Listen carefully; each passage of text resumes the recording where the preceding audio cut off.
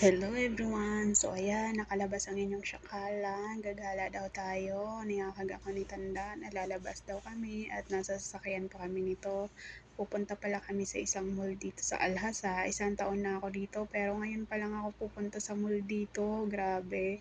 Ayan, ngayon lang ako papasok dyan sa mall na yan sa loob ng isang taon ko dito kasi hindi sila mahilig mag-mall guys. Nagaya lang yung isang anak ni mama na may mga apo siya. So, ayan, may mga anak. So, ayan, nagpunta kami dun sa mall at naglaro sila. Sinama nila ako dyan. Tapos, ayan, sabi nila, mag-video-video ka doon, maglakad-lakad ka dyan. So, ayan, sumama naman ako. Sunod-sunuran lang ako sa kanila dyan. Wala lang, trip ko lang. Tapos, ayan, video-video, sige.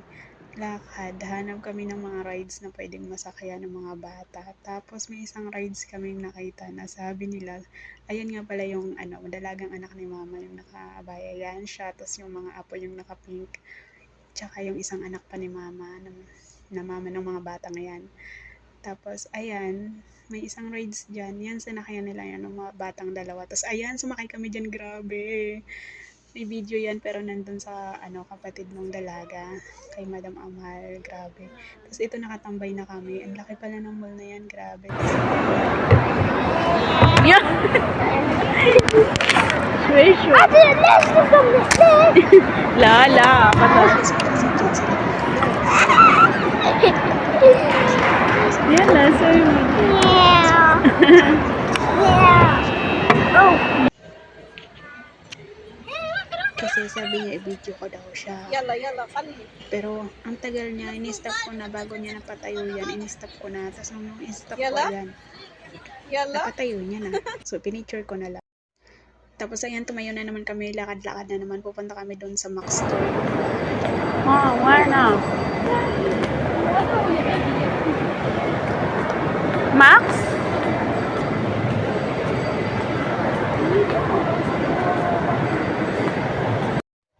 So, pumunta nga kami sa department store ng Max kasi nandun daw yung mama nila. Pupuntahan namin doon kasi tumawag sa kanila. So, dumaan kami sa CR, no? Kasi nag-CR tong dalawang to. Tapos, nadaanan namin na to. Grabe, sabi ko, ang laki talaga ng mall dito. Mas malaki sa Alcacim at saka sa Onaysa dati nung nandun ako. So, lakad-lakad kami dito galing CR pupuntang Max nang nadaanan namin to. Tapos ayan, sabi ko, uy, ang ganda, oh, may fountain sa baba. So, sumilip na din yung dalawa. Nakisilip din sila. Nadaanan nga namin yan. Sabi ko, grabe, ang ganda ng mall na to. Ang laki. So, ayan, parang sinlaki siya sa Jeddah. Pero syempre, mas malaki yung sa Jeddah na napasokan namin dati. So, since nag-video na lang din ako, papakita ko na din sa inyo itong galing sa Max na naging hadiah sa akin ng isang anak ni mama. Kasi nag-insist siya na siya na yung magbayad. Gawa ng nagmamadali si mama. Binibili ko to, babayaran ko sana. Kaso nagmamadali si mama umuwi. So pinakiusap ko dun kay madam sa isang anak ni mama na siya na yung magbayad. Bayaran ko na lang. Tapos siya na yung magbayad sa counter. Tapos sabi niya, di ba wala pa akong hadiah sa iyo nung Eid? So ito na lang yun. Kasi pinaglilinis ko din siya ng bahay pag napunta kami sa kanila.